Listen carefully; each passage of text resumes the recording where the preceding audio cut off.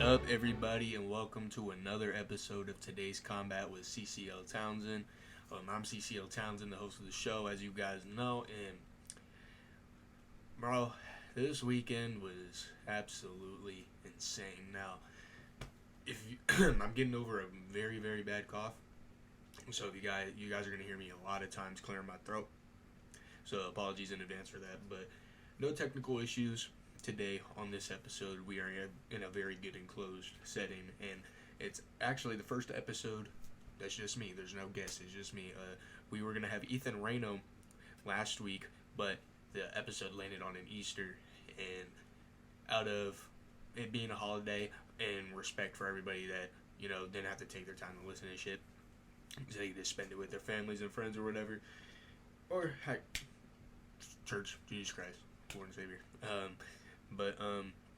Yeah, I just decided not to post the podcast last weekend for that exact reason. Ethan Reno will still be on Today's Combat. We just gotta work out some scheduling things to be able to make that happen, but he'll probably be after, which was supposed to be the final episode of season 1 of the show. He will probably get his podcast the weekend after the Devin Haney and Ryan Garcia fight review, but yeah, you guys, this weekend was absolutely insane. I am recording this about almost 45 minutes after the end of WrestleMania 40. Now, this is the first episode we're going to be getting into WWE topics, and dude, the tagline for this WrestleMania going into it was that it was going to be the biggest WrestleMania of all time. I mean, it's the first WrestleMania where Paul Levesque, Triple H had full control over the company, and this is absolutely crazy because Vince McMahon and all the allegations and scandals, this is really like a good way to drift apart from all of that and having probably the best WWE show in the past year. Now, it had its ups and downs. Like, there were some certain things I honestly preferred Night 2 miles above Night 1, only due to the fact that how the match choreography in Night 2 was almost perfect in every match compared to in Night 1. There were some lackluster matches, some questionable finishes, and some spots that obviously went wrong in the making of doing them. But yeah, so beyond that, WrestleMania 40 was an absolutely amazing show in my opinion. Others might not agree, but I think in retrospect it is the biggest WrestleMania of all time. When it comes to like stuff that happened, we'll get into all of that later, but due to all the stuff that happened during the show, this is most definitely the biggest WrestleMania of all time. In sorts of events, but match choreography, it is very, very, very highly debatable to say it's the best WrestleMania of all time in terms of match quality, but when it comes to just eventual stuff that happens during the show, WrestleMania 40 is the biggest WrestleMania of all time, and there's no doubt. So if I get the order messed up, I'm going to try to keep it in the order. I have nothing reassuring me here, telling me about, what matches were, like what matches went in what order. But I'm just going to do my best to go off of just memory. Night 2 should be fairly easy because it just happened. But Night 1, we'll just try to see if we can get it. But yeah, we're just going to be talking about going through all the matches. And I'm going to talk about my predictions and what I thought was going to happen and be brutally honest about what I thought was going to happen, and just basically talk about all the matches, explain what happened, like if I was satisfied. Like, we're just going to be going through that, basic stuff. So yeah, so I'm pretty sure the first match that kicked off Night 1 was Rhea Ripley versus Becky Lynch for the Women's World Championship. And in my honest opinion, Rhea Ripley, not only is she fine as shit, like, we're just gonna fucking, like, throw it out there. A lot of people would agree with me on that. Rhea Ripley is fucking, yeah. But besides that, she's an absolutely amazing wrestler, and then she's going up against Becky Lynch, who's almost at the same, is above the level. Like, she's above the level of what she would be on with Rhea Ripley. She knows what she's doing. She has great technical physicality in the ring, and she knows what to do. Rhea Ripley is kind of making her way up, in my personal opinion, is kind of making her way up into GOAT status of the women's division. Now, very highly to argue against, like Mae Young or the Fabulous Moolah, and like those are older wrestlers for sure. But like when I say goats, I'm talking about like you walk into a room with casual wrestling fans and you say their name and then they're like, "Oh, I know who that is." So it's that's what I'm trying to do. I'm trying to say like in goat retrospect, that's what it is. So Rhea Ripley is known by people that don't even watch wrestling. Like they haven't watched wrestling a day in their life. And when you say Rhea Ripley, people know who you're talking about. Same thing with some people with Becky Lynch, but it's not as much as it is with Rhea Ripley, which is why she's creeping up to this level of being a professional wrestler in WWE. So going into the match, I knew it was going to be great. I knew they were going to have great chemistry, especially with the build-up that they were having. And, you know, anything Becky Lynch touches in ring-wise is gold. It made a retired Trish Stratus look like a full-time in-ring wrestler during, I think I want to say it was 2023. They had that steel cage match in. She made Trish Stratus look good. So, I mean, you're taking Rhea Ripley and you're taking Becky Lynch, two of the best women's wrestlers currently right now, and you're putting them into a match. And you're kicking off WrestleMania with that, the perfect way to start your show. Match was pretty fucking physical. It was pretty good. I loved, there was a move where Rhea got Becky Lynch into an electric chair, and they went over the top rope, and they ended up going back into the electric chair. Like, that took a lot of trust from Becky Lynch to Rhea Ripley to be able to do that. So, honestly, that was probably my favorite spot of the match. And then the way Rhea Ripley won, just the rip tied onto the top top turnbuckle, into another rip tide, and then pinning Becky Lynch like that. That goes to show how good Rhea Ripley is, and she's going to be a problem for the WWE roster. Overall, I was satisfied with the match. I think they delivered in almost every aspect. Not much I would really want more from it. It was a good technical women's match. There was no interference with the Judgment Day. It was just a clear and fair matchup. So, nothing honestly wrong with it. Probably give it like a B+ if I was like ranking them in letter grades. B+ probably for Rhea Ripley versus Becky Lynch, and I'm happy that Rhea Ripley got the win, and I predicted Rhea Ripley was going to win too. I didn't think that they were going to end her reign after a year. They're going to treat her probably like the women's Roman Reigns. And if she doesn't hold the championship for like 3 years, then I could probably... The earliest I could see her dropping it is in Cleveland at SummerSlam in August. And I feel like Liv Morgan would be the perfect person to win the championship off of her because of their past. They were former women's tag team champions together. So it was just a perfect build-up. Rhea Ripley turned on Liv Morgan. They never really had a feud over that either. So that would probably be the way to do it, is have Liv Morgan dethrone her, whether it's at SummerSlam or any date in the future. But yeah, I was really satisfied with that first matchup. Second matchup was the six team tag team ladder match for the Undisputed Tag Titles. And Judgment Day, Damian Priest, Mr. Money in the Bank, not for long, but we'll get to that. Mr. Money in the Bank and Finn Balor defending against New Day, DIY, New Catch Republic, Awesome Truth, and A-Town Down Under. And had some really fun spots in the ladder match. When McDonough went through the table, that was cool. The ladder spot, which it ripped, and you could see that it was foam in the ladder. And there was a spot to where it was Damian Priest and I want to say Kofi Kingston climbing the ladder at the same time. And the ladder, I think they grabbed the prop ladder for when they get sent through it. It was bending from underneath them, so that had me really thinking like, oh shit, what if it breaks when they're trying to, that's going to really fuck up the whole thing. But luckily Damian Priest noticed it, threw it out of the ring, and grabbed an actual ladder. But in the end, we saw A-Town Down Under win the SmackDown titles, so they finally split the championships, which in my opinion was long overdue. They should have split the tag titles a long ass time ago, but great move by Triple H for putting the championships on A-Town Down Under. I could see them basically possibly aligning with Logan Paul and making some type of fucking stable, because they've been helping Logan Paul a lot recently, and then Logan Paul with the U.S. title and then A-Town Down Under with the tag titles. That'd be a really, really good move to make. But I don't know. We're just gonna have to see. Honestly, I'm happy with A-Town Down Under winning, but honestly, I was really rooting, and I was thinking that DIY were gonna grab the other championships because they're just red hot right now.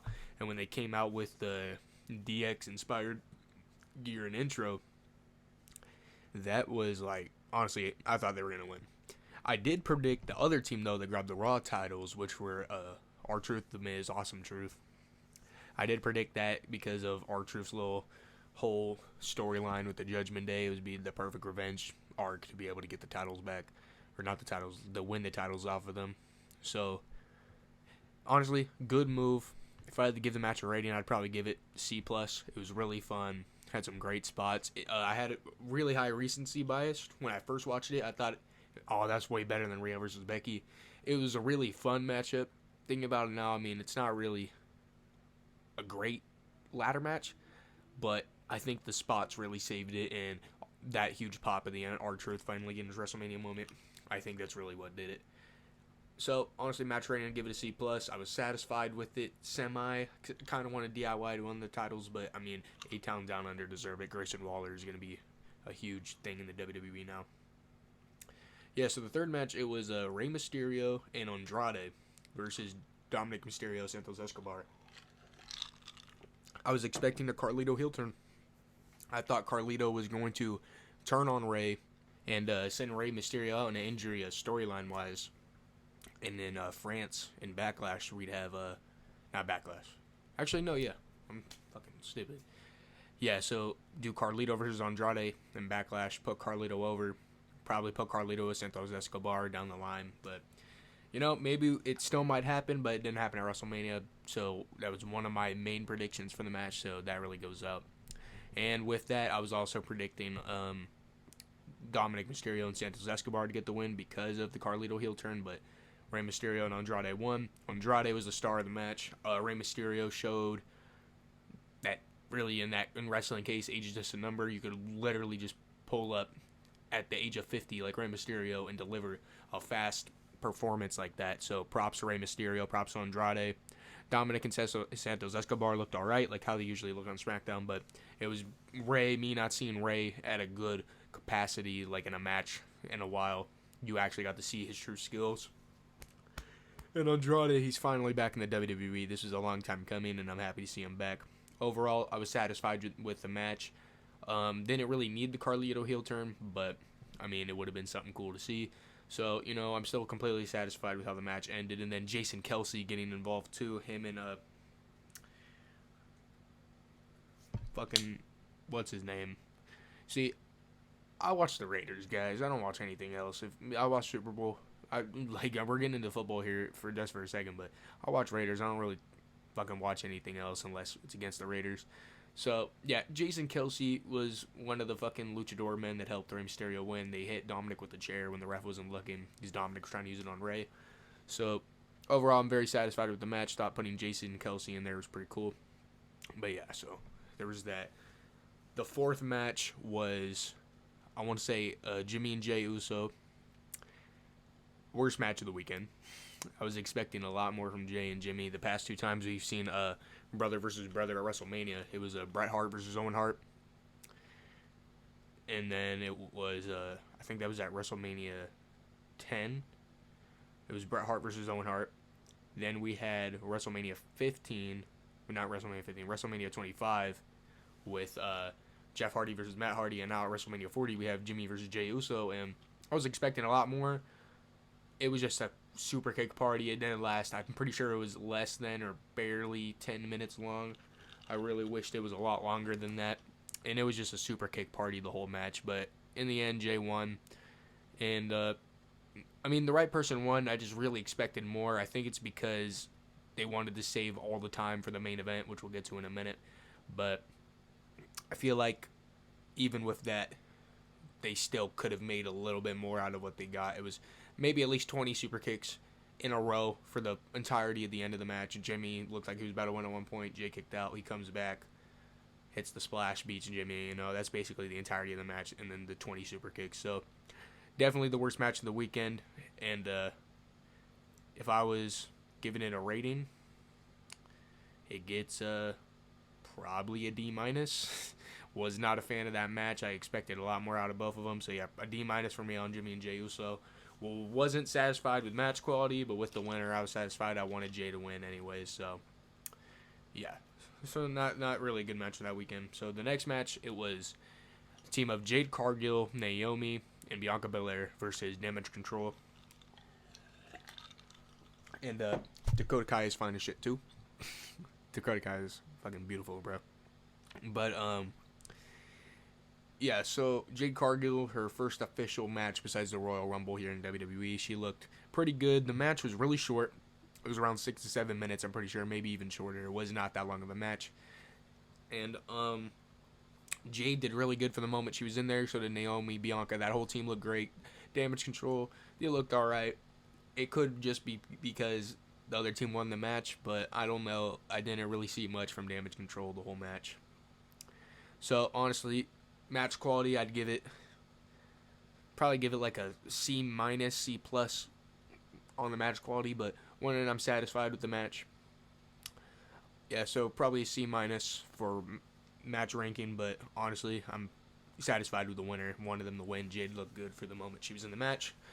But yeah, so then we had the next match of WrestleMania Night 1, and it was a top 3 match of the weekend. It was Gunther, who's been the Intercontinental Champion for, since June, July of 2022. He's held the title for a good over 600 days, and, you know, I did not expect him to win. My prediction going into the match was that Gunther was going to win. I thought Gunther was going to beat Sami Zayn, and then later down the line, we'd see Chad Gable beat Gunther to win the title. But honestly, like, going into it, before the show started, I thought Gunther was going to win. Thought there was no chance. And what's crazy is that I'm almost positive that's what WWE wanted for the fans. They wanted the fans to basically think Sami Zayn wasn't going to win.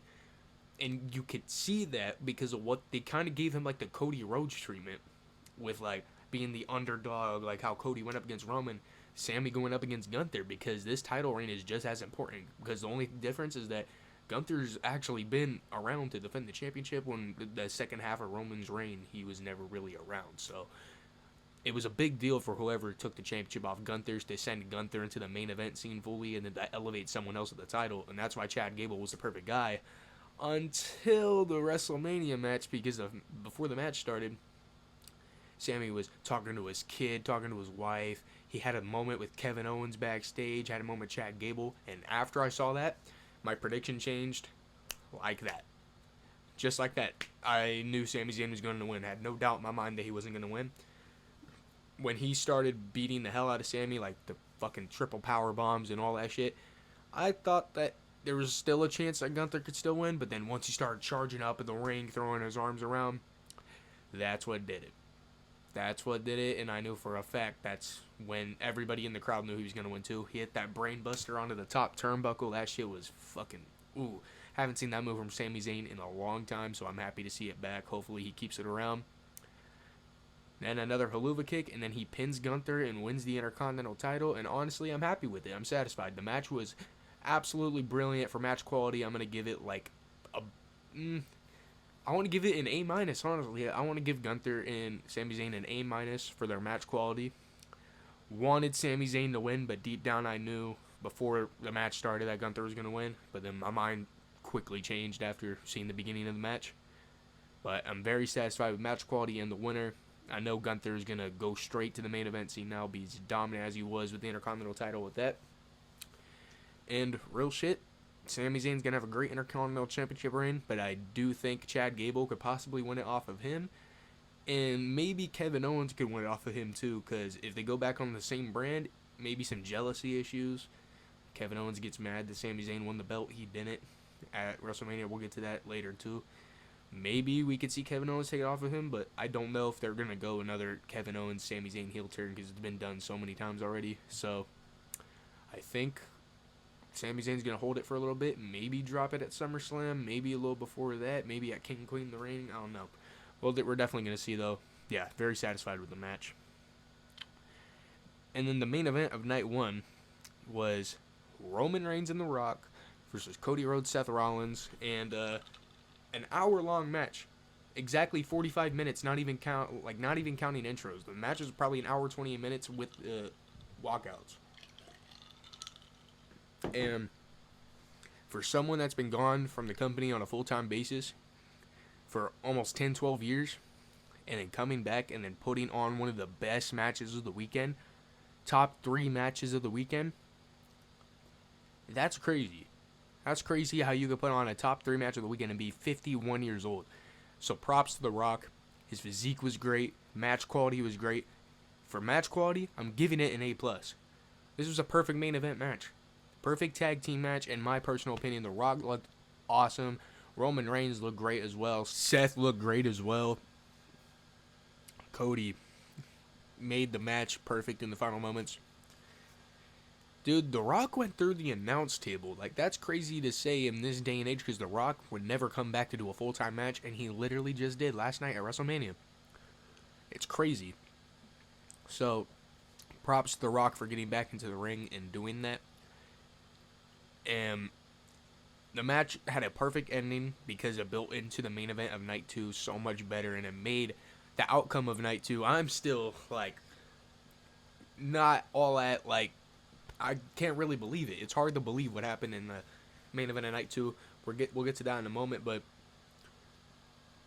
without the main event of Night 1, the main event of Night 2 wouldn't have been what it was. So, perfect ending, perfect everything, A+. Couldn't be more satisfied with the main event. WrestleMania Night 2, we kicked off with Seth Rollins in his second match of the WrestleMania weekend, defending the World Heavyweight Championship against Drew McIntyre. Right off the get-go, the Claymore, I thought we were having a WrestleMania 28 repeat with Sheamus and Daniel Bryan. I'm so glad we didn't. We actually had a decent finisher fest between Seth Rollins and Drew McIntyre. And Drew got the dub. I was pretty happy because there was a point around the pandemic area. Drew McIntyre was my favorite professional wrestler. And right now, he's still in my top 10. Trust me, I still love Drew McIntyre. But when other names came in and creative kind of running out of stuff for Drew McIntyre was kind of hard, but he's still one of my favorites, and to see him finally win the championship in front of fans, it was awesome. But then when he started talking shit to CM Punk started beating him down, I already knew it was going to happen, and I had the thought about it too before the show even started, like, what if Damian Priest cashes in the Money in the Bank? And I didn't really think that hard about it until CM Punk started beating him up, and I was like, oh shit, we could see it. And that's what happened. Damian Priest cashed in, south of heaven on Drew McIntyre, and Damian Priest is the new World Heavyweight Champion. Like, that is crazy to say as well.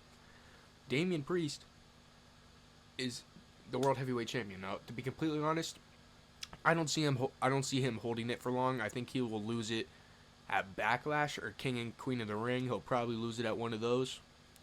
And if he doesn't lose it, then damn, we're probably going to have a decent reign with Damian Priest. But honestly, I don't see him holding it for long. I think eventually he will drop it back to Drew McIntyre. And I can see McIntyre holding it until Clash of the Castle in September. I think that's when it is. And if that's when they have it, then I see Drew McIntyre defending against CM Punk if he's back from injury, and seeing CM Punk take the title off of him. I think that's probably what's going to happen.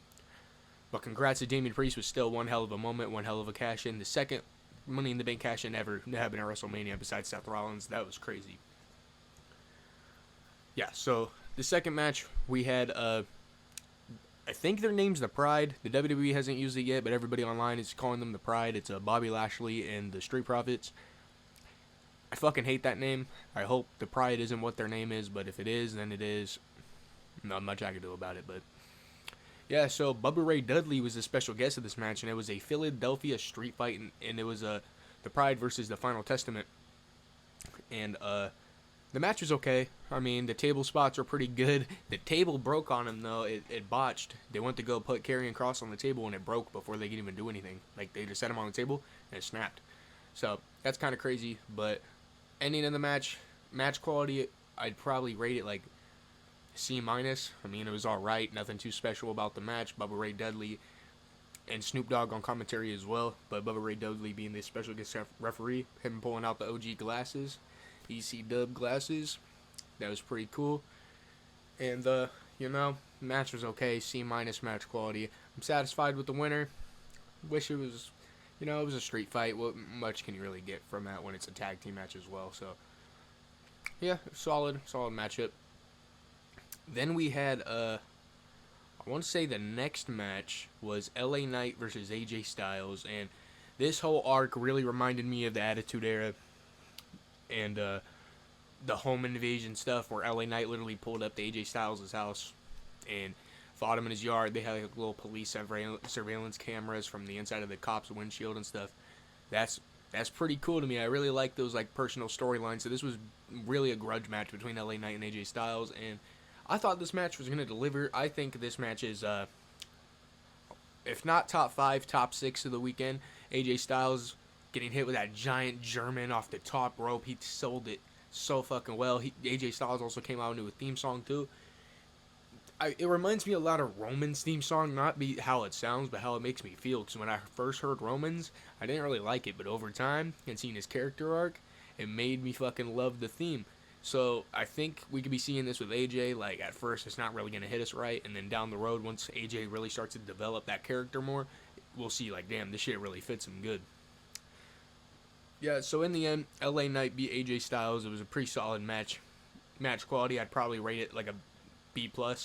It's pretty decent, pretty good spots. AJ definitely carried like the physicality and technicality of the matchup, but yeah, they need to do something huge with AJ Styles before he calls it quits, though, because Father Time gets to everybody. We see that later with a lot of the people in the main event, but yeah, that was a pretty solid matchup, and I'm satisfied with who won, LA Knight, and I'm satisfied with the match quality.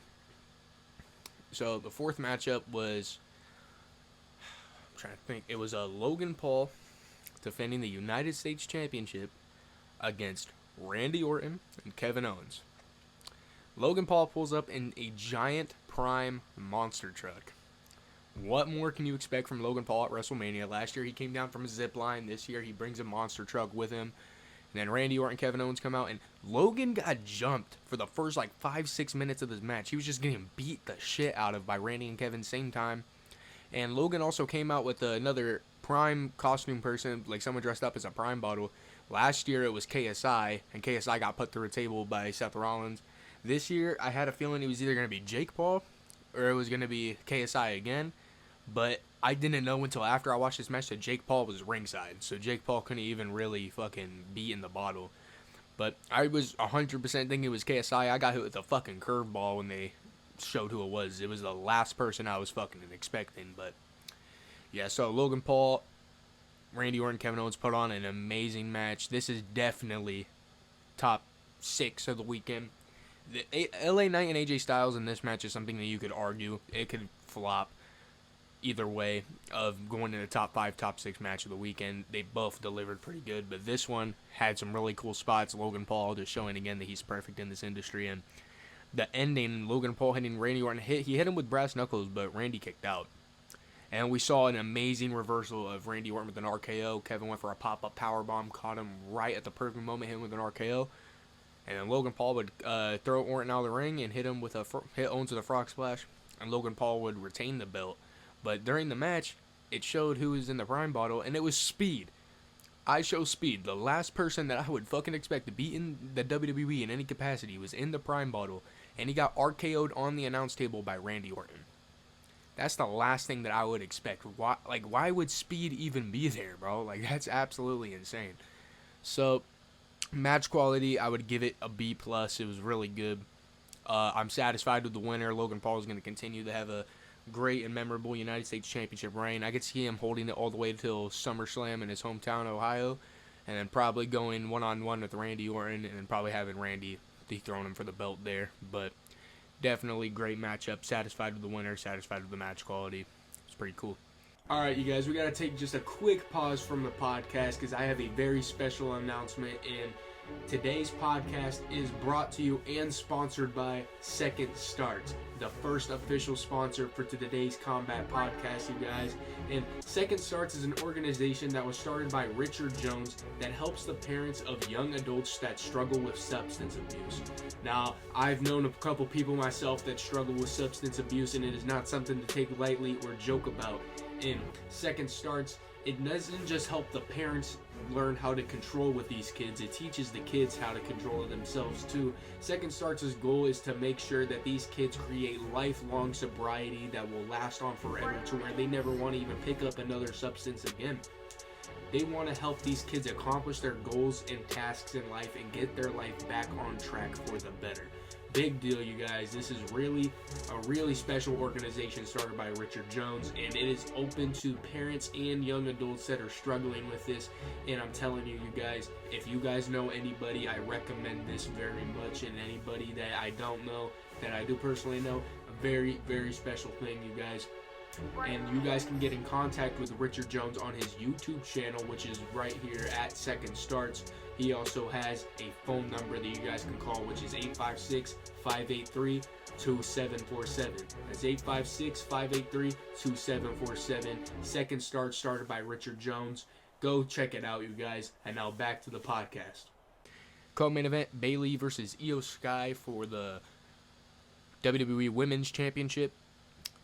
They delivered with match quality. The story was there. Io betraying Bayley and taking over damage control. You know, match quality was pretty solid. Bayley and Io Sky being more of the high-flying type, while Bayley's being one of the more technical women wrestlers. Their chemistry was great in this matchup, and I love the ending, the elbow drop, and the rose plant right afterwards. Bayley definitely deserved the win there. She carried the women's division during the pandemic. Her and Sasha Banks' little storyline they had going. She deserved this just as much as Drew McIntyre did, even though McIntyre kind of got done dirty with the Money in the Bank cash in afterwards. But Bayley deserved this. I'm happy that she got it, and can't wait to see what type of title run she has. Match quality, I'd give it a B+ as well. And I'm satisfied with the winner, satisfied with the match quality. And the main event of WrestleMania Night 2. This is surreal. It's hard to even comprehend. We have Roman Reigns, held the title since 2020. 4 years Roman Reigns has been the champion, defending against Cody Rhodes. Same match happened last year, and we saw Roman win, and I remember 100% believing Cody was going to win last year, and it didn't happen. But this year, I still had the same feeling. I was like, you know what? Cody is not going to lose. And the match from last night, where it was the tag team match, it made it to where this was bloodline rules. Anything goes. Anybody in the bloodline can get involved. Anybody from the, on Cody's side can get involved. Literally anything goes in this match. So, when it started, it was just a one-on-one matchup between Cody Rhodes and Roman Reigns. And once the finisher started hitting, and you could tell that people were getting weakened, that's when you knew, people were coming out. First person to come out was Jimmy Uso. He had a super kick on Cody Rhodes while he was trying to hit a crossroads on Roman. And then Jay came out. And Jay literally speared Jimmy off of the top of the barricade, not the barricade, the ramp, and put him through a table below. That's not a short distance. That was a fucking great spot from Jay and Jimmy. And then after that, we saw Solo come out and hit a spike on Cody. And then they hit a spike to spear combo on Cody. And I'm not going to lie, I had a tiny feeling in me that, oh shit, that could probably be it. Roman could retain.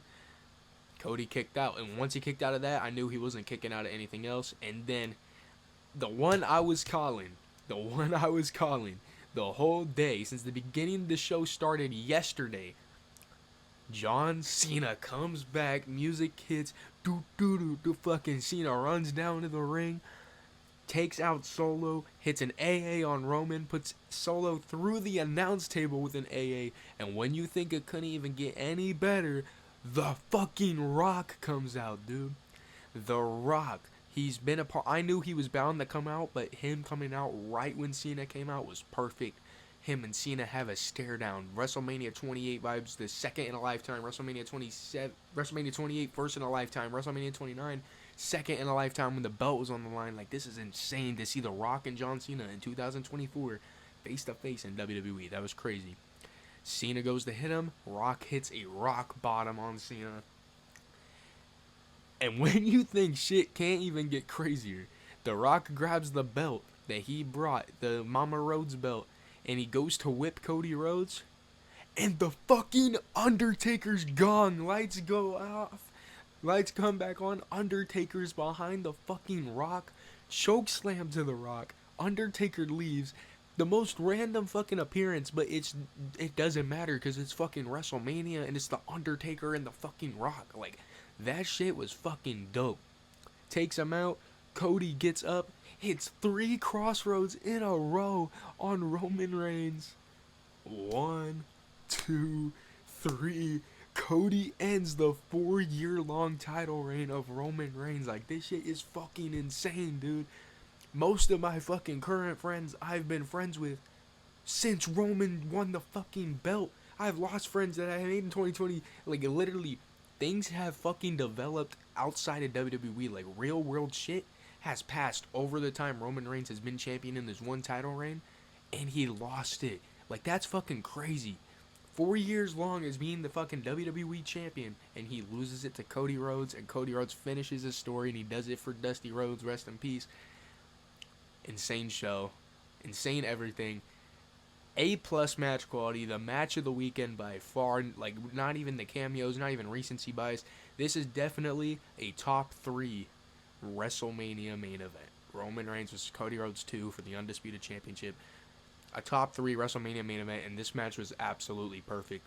From the story being told, from the match quality, A+ match quality, A+ story.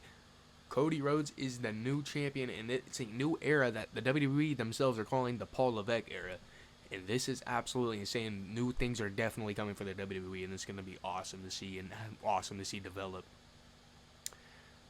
So, Cody Rhodes winning the belt, and then everybody gets together at the end. People that weren't even in the match start coming out. Randy Orton, LA Knight, CM Punk, fucking his wife Brandy Rhodes. Everybody comes out to the ring, and everybody's just celebrating. They were there for a good 6-7 minutes after the match was even over, but it doesn't matter because this is a huge moment in WWE history and in sports entertainment in general. Like, this is fucking huge. So he calls Triple H down to the ring. Him and Triple H hug it out. For a second, I was thinking MJF could appear. Maybe just congratulate Cody and then say that he signed with the company, but it didn't happen. But it's not a big return I was set on. I was more set on John Cena coming back than anything, and I got that one through at least. So, overall, WrestleMania 40 was pretty solid. Both of the main events carried both shows. WrestleMania Night 2 didn't really need more of carrying than Night 1 did. Night 1 needed a lot of carrying. WrestleMania Night 1, I would rank a 7 out of 10 just based off of the main event, but if the main event wasn't there, it'd probably be a 6 out of 10.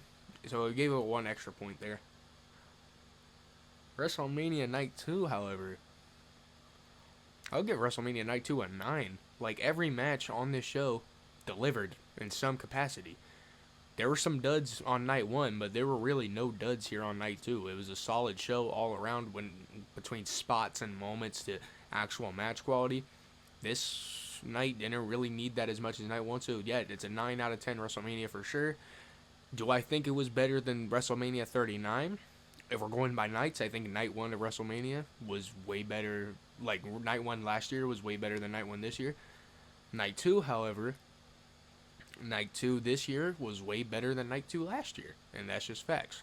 So, overall, I think I gave WrestleMania 39 last year a 9 out of 10. So I think I'm going to have to give WrestleMania 40 a 9 out of 10. I think it's the biggest WrestleMania of all time in terms of spots and eventful stuff. Match quality, not really. Maybe top 5, maybe top 10. Top 5 is really debatable. Top 10 maybe. I don't think it was the best WrestleMania of all time, but it was definitely the biggest WrestleMania of all time without a doubt. So, that being said, it's going to be a new era for the WWE, and it's going to be absolutely insane to see. So, can't wait to see where this goes. Definitely tune in to Raw tomorrow to see how this goes. When this is being recorded on a Sunday, so that's why the episode didn't drop the day I'm recording this, because I had to finish both nights of WrestleMania to get both days of reviews. So this will be dropped Monday morning. You guys are probably watching this Monday morning or whenever you guys are watching it, but yeah. So this Sunday we have another episode dropping, and it is reviewing UFC 300. UFC 300 is happening this Saturday on, I think it's April 13th is the date. It's Alex Pereira versus Jamal Hill headlining for the light heavyweight title of the UFC. UFC 300, a huge card. UFC 299, in my opinion, looked better, but for fight quality, we are definitely going to see that on Saturday. I could be having a couple guests. We were going to have Charlie Taylor for UFC 300, but that might change, but I'm pretty sure we might have some new guests on Saturday for you guys. So thank you guys. Thank you to the sponsor that we shouted out earlier in the video as well. You wouldn't have had this episode if it wasn't for them. And yeah, so we'll definitely be seeing Ethan Reno on the podcast soon. Sorry about the delay from last week. Once again, you guys. Sorry for the cough if you had to hear me clear my throat. But with that, this was another pretty good episode of today's combat with CCL Townsend. So thank you guys for tuning in. I really appreciate it, watching through this. And we can't wait. The next WWE related review that we will be doing is when we have Backlash. Which is in May, on May 5th. And we might integrate that with a different episode, so we might just do like half of the episode we talk about Backlash, WWE, and the other half we might do just like whatever else happens. Because I feel like with the WWE reviews, for them to get like their own video like this one, it's got to be like the big events, so like WrestleMania, Money in the Bank, SummerSlam, Royal Rumble. Like those are ones that I will do a whole episode dedicated to, like the big four of the WWE. Everything else will probably be integrated with a different subject as well, because this is a whole episode worth of talking about WrestleMania. Everything else would probably take me about 15 minutes max, 20 minutes max to talk about the whole subject. But when it's like a big show like the four I just listed, it needs its whole episode to really get deep. So WrestleMania really needed this episode. But thank you guys once again for tuning in, and I will see you next time on today's combat, and deuces.